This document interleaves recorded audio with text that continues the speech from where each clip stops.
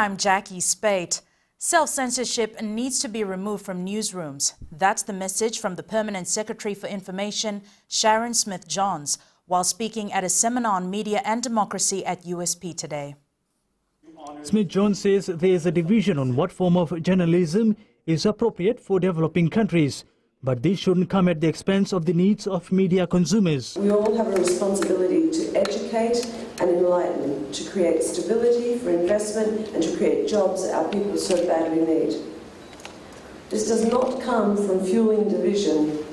Now that the emergency regulations have been lifted, the ministry says journalists shouldn't restrict themselves.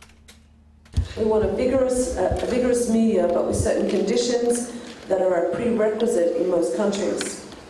Not to fuel racial division, not to threaten peace and order, not to damage our economy or our people's jobs. USP Deputy Vice Chancellor Dr. Esther Williams also spoke at the symposium. She raised questions on how to keep the media accountable. Making sure that the media lives to its responsibility is no simple matter. The question is how to find a mechanism that makes the media accountable for what it prints and broadcasts, while not undermining its freedom of speech or its important role as a public watchdog. But first, media houses need to make improvements internally. Media, as I said, are often riddled with editorial mistakes. They grow shorter now and shorter, the stories, while those in our news broadcasts are even shorter. If you listen to morning broadcasts, the English is pretty poor. The symposium has attracted journalists, academics and other speakers from around the region. Dev Narayan, FBC News. Landowners of the Wailoa pumping station in Monasavu have raised disappointment on how past governments have conned them. They are now appealing to the current government to make things right. Apisolome Dokar reports. The Abusa Nasalia revealed to FBC News in Monasavu it was in the early 80s when the then Alliance government visited them to sign a document for the release of their money.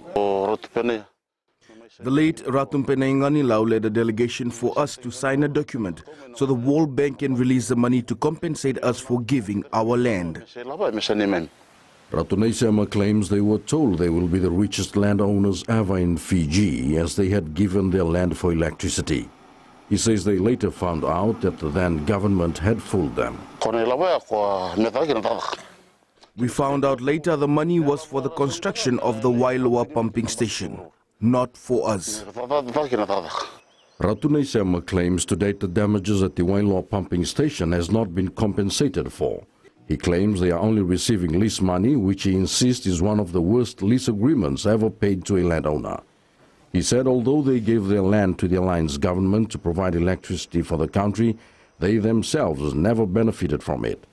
The Itoke Land Trust Board General Manager Alipate Ngetaki says they are interested in resolving the issue, but the concern has to be raised with the rightful party. Ngetaki is urging the concerned landowners to visit the Provincial Council office and the West TLTB office to raise their concerns. He says if they find the landowners are telling the truth, then they will have a strong case to fight for. Apisolome Dokar, FBC News. The Constitutional Commission has encouraged Fijians to speak, even if they want to object to the non-negotiable terms proposed for the new constitution. The group is meeting in Singatoka this week. Christopher Chan caught up with them at Namatakula village. Villagers spoke to the Commission on personal and cultural issues.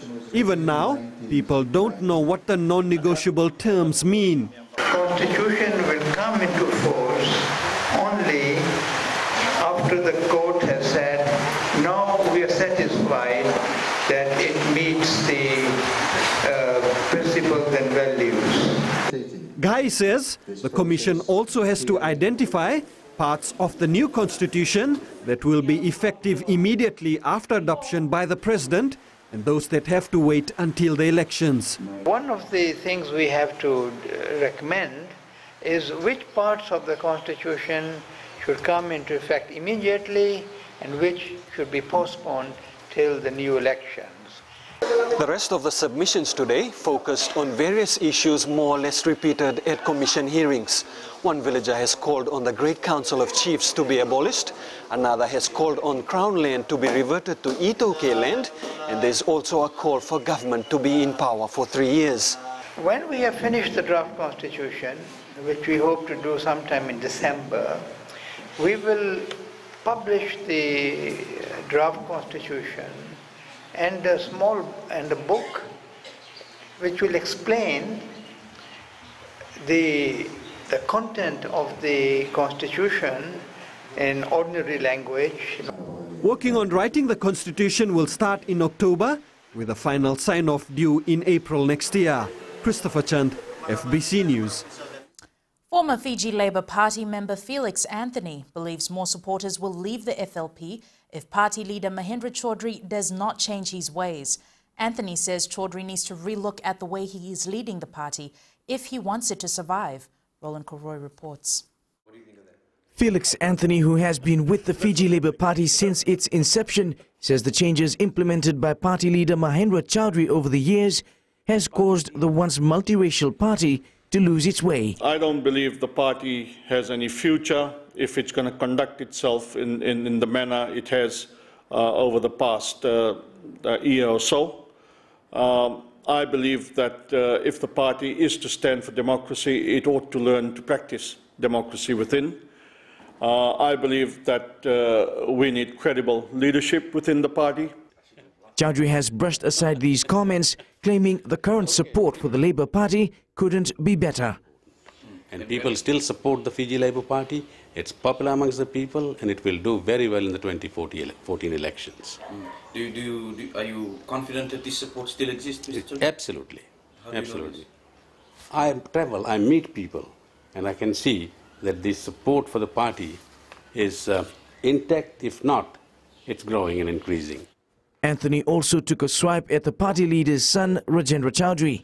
He's certainly a weakness for the party itself. We don't believe that there should be any nepotism within the party itself, and we don't believe that Mahendra Chaudhry as leader has got the authority to, on his own, appoint his son as spokesman and legal advisor for the party. The Labour leader's only response to this is that his son holds no authority within the party. Rajendra Chaudhry is not an official of the party. He holds no official position in the party. But he is an activist and a contributor to the affairs of the party. Felix Anthony is also the General Secretary of the Fiji Trades Union Congress, and together with its President Daniel Urai, have announced the severance of all ties with the Fiji Labour Party. They've remained quiet about their future, but they've never ruled out the possibility of forming another political party. Urai even told FBC News they've once formed the Fiji Labour Party, and there's nothing stopping them from forming another multiracial party that will compete directly with the FLP. An idea that FBC News have learned that may be quite attractive for some rival political veterans who have approached Urai and Anthony in the last few days. Roland Koroy, FBC News. The Land Transport Authority will most likely suspend the license of the bus driver dancing while at the wheel. The video has become a hit on the YouTube website, but his antics haven't gone down well with the LTA and much of the public. Ritika Pratap reports.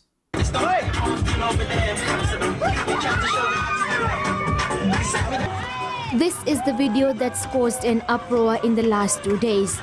The driver is carrying a bus full of international volunteers from a church youth group and some locals. His dance moves may be a hit on YouTube, but they haven't impressed the authorities. Normally we advise them a warning, but due to the severity of issues that we've seen in the video clip, it will probably deem for suspension or termination of driver's license. It only gets worse though, as this amateur video shows.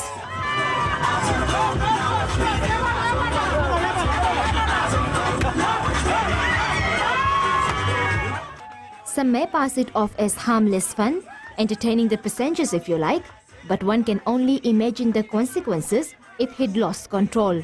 Irrespective of being a PSV driver or a private vehicle driver, everybody has been taught safety of driving, both hands on the wheels, and at all times focus on the road.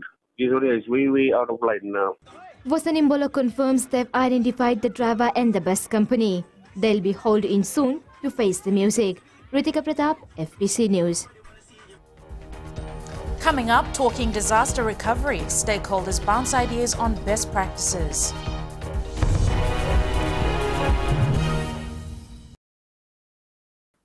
The Land Transport Authority will most likely suspend the license of the bus driver dancing while at the wheel. The video has become a hit on the YouTube website, but his antics haven't gone down well with the LTA and much of the public. Ritika Pratap reports.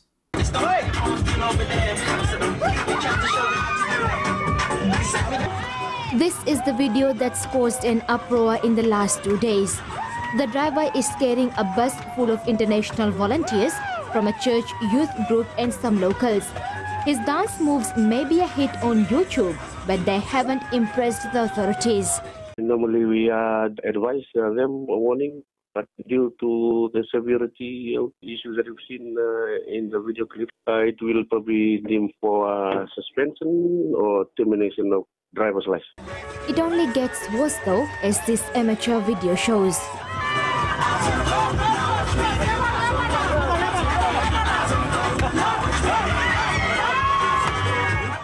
Some may pass it off as harmless fun, entertaining the passengers if you like, but one can only imagine the consequences if he'd lost control. Irrespective of being a PSV driver or a private vehicle driver, everybody has been taught safety of driving, both hands on the wheels, and at all times focus on the road. This area is way out of line now. Vosanimbola confirms they've identified the driver and the bus company. They'll be hauled in soon to face the music. Ritika Pratap, FBC News.